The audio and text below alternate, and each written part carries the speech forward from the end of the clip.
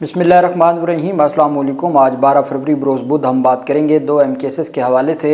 Seniority से मुतल्लिक जो जजेस की सीनियरिटी का मामला है इस्लामाबाद हाई कोर्ट के जजेस की, उस पर आमिर फ़ारूक साहब ने जो रिप्रेजेंटेशन खारिज की हैं उसकी तहरीरी हुक्मनामा जारी कर रही है और उसमें जो रीज़निंग दी है, और अब ये मामला सुप्रीम कोर्ट ऑफ पाकिस्तान में जाएगा और चीफ जस्टिस ऑफ पाकिस्तान पहले ही अपना माइंड डिस्क्लोज़ कर चुके हैं।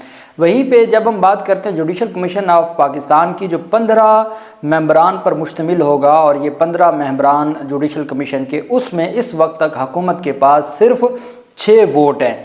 और उसमें जो इस्लामाबाद बार कौंसिल का जो नुमाइंदा है जिसकी जानिब से सरफराज डोगर साहब की तैनाती इस्लामाबाद बार कौंसिल ने उसको मुस्तरद किया और एहतजाज भी किया, वो मामला बड़ा दिलचस्प हो गया है हुकूमत के लिए। उस पर जो रिपोर्ट सामने आई है और मेंबरान की जो इस वक्त की सूरत हाल है वो जो सामने आई है, उसकी तफसील मैं आपके साथ शेयर करूँगा। सबसे पहले हम चीफ जस्टिस आमिर फ़ारूक के फ़ैसले के ऊपर बात करेंगे, जो एक तवील तफसीली फ़ैसला है। फिर हम बात करेंगे ये मामला सुप्रीम कोर्ट ऑफ पाकिस्तान में किस तरफ जाएगा, और फिर हम आ जाएंगे chief justice of Islamabad high court की तैनाती से मुतल्लिक जुडिशल कमीशन ऑफ पाकिस्तान की इस वक्त की सूरत हाल।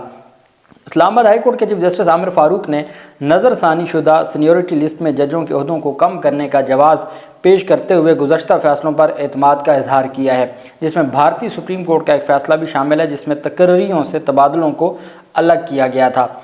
गुज़श्ता रोज़ chief justice Islamabad high court ने मोहसिन अख्तर कियानी, तारिक जहांगीरी, बाबर सत्तार, सरदार एजाज इसहाक और सरदार जस्टिस समन रिफत इम्तियाज़ की जानिब से सीनियरिटी लिस्ट में तरमीम के ख़िलाफ़ दायर दरख्वास्त मुस्तरद कर दी थी।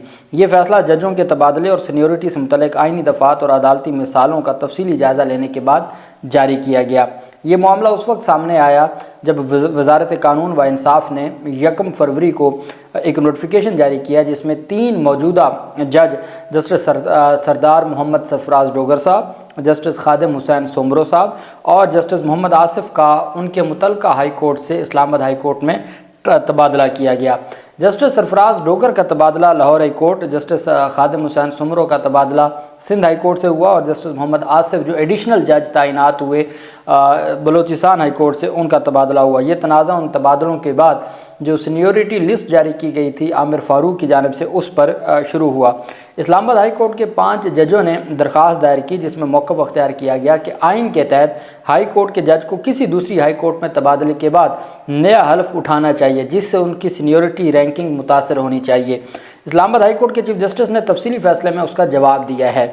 उनके फ़ैसले में कई अहम कानूनी असूलों का हवाला दिया गया है, ख़ास तौर पर जजों के तबादले से मुतल्लिक़ आइनी दफ़ात और तबादलों और नई तकर्रियों के दरमियान फ़र्क वाज़ेह किया गया है। चीफ जस्टिस ने आइन के आर्टिकल 200 का हवाला दिया जो सदर पाकिस्तान को एक जज को एक हाई कोर्ट से दूसरी हाई कोर्ट में तबादला करने की इजाज़त देता है, बशर्ते के तबादला जज की रजामंदी और चीफ जस्टिस ऑफ पाकिस्तान और मुतल्लिका हाई कोर्ट के चीफ जस्टिस से मुशावरत के बाद किया जाए।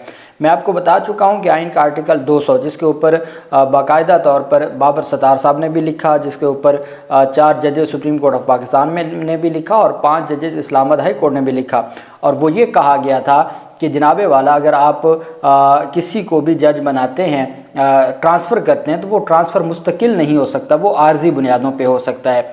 आर्जी बुनियादों के लिए ज़रूरी है कि आप वहाँ पे टाइम फ्रेम, जब किसी को आर्जी बुनियादों पे तैनात किया जाता है तो स्पेसिफ़िक टाइम लिखा जाता है।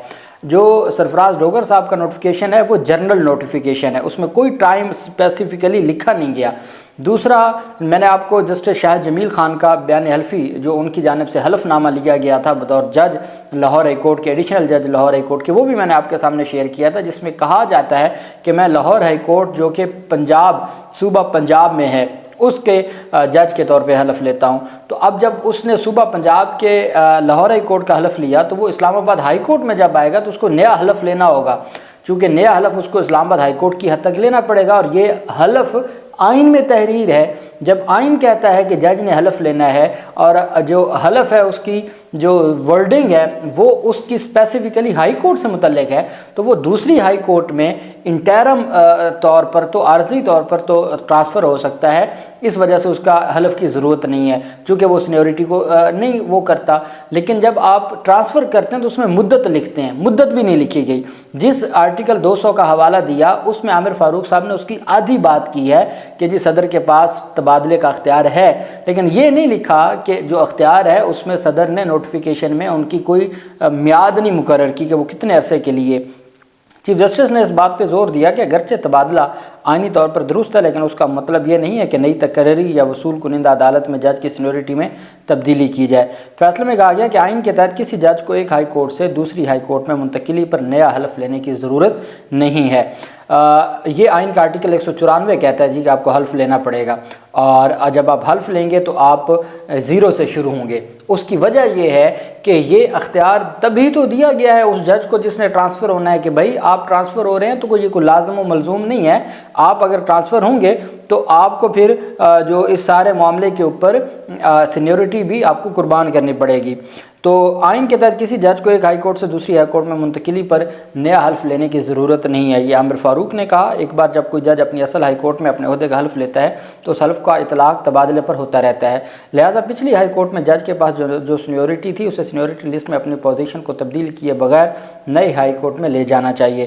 چیف جسٹس نے ماضی کے فیصلوں کا حوالہ دیا جس میں بھارتی سپریم کورٹ کا ایک اہم فیصلہ بھی شامل ہے جس میں ججوں کے تبادلے اور تقرری کے درمیان فرق کیا گیا تھا۔ دیکھیں ایک بات آپ یاد رکھیے، 18ویں ترمیم کے بعد ویسے بھی جو اٹانومی ملی ہے صوبوں کو تو وہ صوبائی ہائی کورٹس کے پاس بھی وہی ہے، تو اس وجہ سے اب تو 18ویں ترمیم کے بعد تو ویسے ہی اس طرح کا ٹرانسفر اس کی اہمیت نہیں ہے۔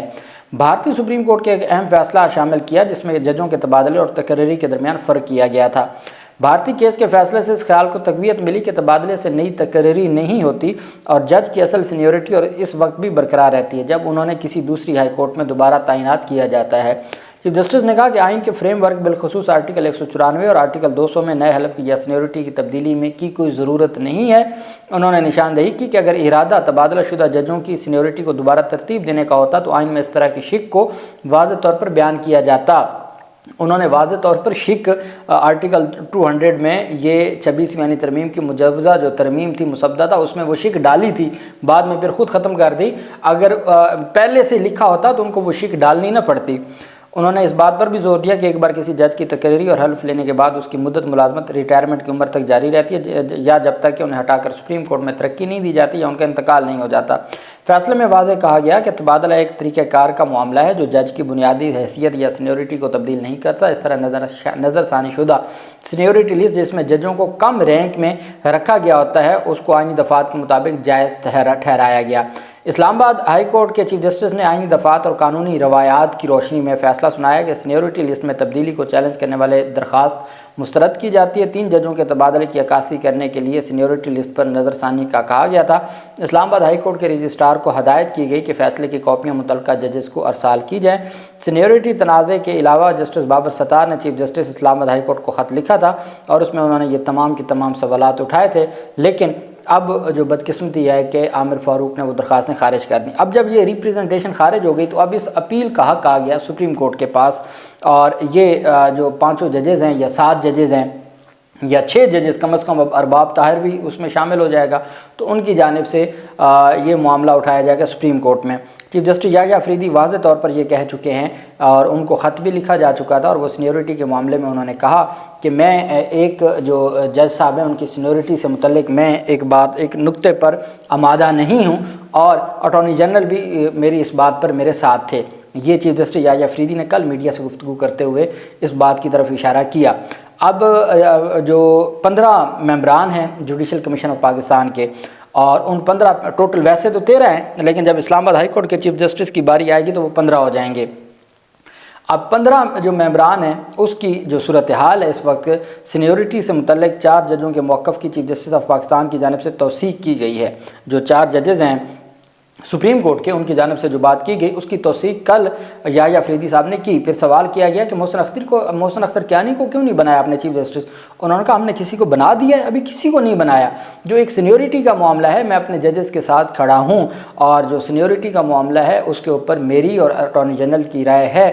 جو ایک متنازع سینیورٹی کا معاملہ اٹھایا گیا، یہ بات وہ کر چکے ہیں۔ اب چیف جسٹس یحییٰ فریدی کی جانب سے توثیق کے بعد جسٹس سرفراز ڈوگر کی بطور چیف جسٹس اسلام آباد ہائی کورٹ تقرری بے یقینی کا شکار ہو گئی ہے۔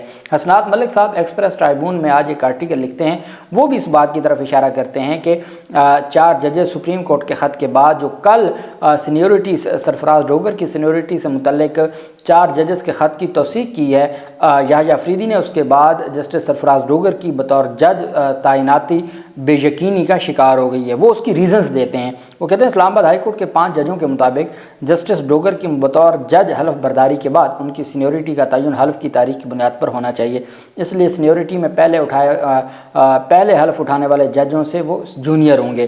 پھر وہ کہتے ہیں کہ سپریم کورٹ کو 4 سینئر جج منصور علی شاہ، منیب اختر، عائشہ ملک اور اطہر من اللہ چیف جسٹس کے نام خط میں سینیورٹی سے متعلق اسلام آباد ہائی کورٹ کے 5 ججوں کے موقف کی تائید کر چکے ہیں۔ میڈیا سے گفتگو کرتے ہوئے چیف جسٹس یحییٰ فریدی نے کہا کہ وہ اصولی طور پر سینیورٹی سے متعلق 4 سینئر ججوں کے موقف سے اتفاق کرتے ہیں، تاہم سینیورٹی کا فیصلہ جوڈیشل فورم نے کرنا ہے۔ اب رواں ماہ جوڈیشل کونسل کے اجلاس میں 2 ارکان جسٹس جمال مندوخیل اور پاکستان بار کونسل کے رکن اختر حسین نے بھی اسلام آباد ہائی کورٹ کے ججوں کے سینیورٹی کے معاملے پر تشویش کا اظہار کیا تھا۔ حسنات ملک صاحب جو انتہائی باخبر ذرائع ہیں سپریم کورٹ سے، وہ کہتے ہیں کہ جوڈیشل کمیشن کے ایک اجلاس میں چونکہ جو اختر حسین ہے پاکستان بار کونسل کا جو ممبر ہے، اس نے میڈیا کے اوپر بھی کہا ہے کہ جس طریقے سے یہ ججز کا ٹرانسفر کیا گیا یا سینیورٹی لائی جا رہی ہے یہ درست نہیں ہے، یہ ان کا ایک واضح موقف آ چکا ہے۔ اور حسنات ملک کہتے ہیں کہ جوڈیشل کمیشن کے اجلاس میں جمال مندوخیل اور پاکستان بار کونسل کے رکن اختر حسین نے اسلام آباد ہائی کورٹ کے ججوں کی سینیورٹی کے معاملے پر تشویش کا اظہار کیا تھا۔ انہوں نے عامر فاروق کی سپریم کورٹ میں تعیناتی سے بھی اختلاف کیا۔ 15 رکنی جوڈیشل کمیشن آف پاکستان، ابھی جو عامر فاروق کو لانے کے حوالے سے مندوخیل کے ساتھ جو پاکستان بار کونسل کے اختر حسین تھے انہوں نے بھی اختلاف کیا، تبھی 9 میں سے صرف 7 ووٹ ملے تھے عامر فاروق کو۔ 15 رکنی جوڈیشل کمیشن آف پاکستان اگلے چیف جسٹس اسلام آباد ہائی کورٹ کا فیصلہ کرے گا، جس کے لیے 8 ووٹ درکار ہوں گے۔ جسٹس سرفراز ڈوگر کو چیف جسٹس اسلام آباد ہائی کورٹ بنانے کے لیے 8 ووٹ چاہیے ہوں گے۔ حکومت کے پاس اب تک 6 ووٹ ہیں۔ حکومت کے ہر اقدام کی تائید کرنے والے جسٹس امین الدین خان کا بھی ووٹ شامل کر دیا جائے، پھر بھی ان کو مزید 1 ووٹ کی ضرورت ہوگی۔ اب اگر 1 ووٹ کی بات کریں تو وہ ہے اسلام آباد بار کونسل کا نمائندہ ذوالفقار عباسی۔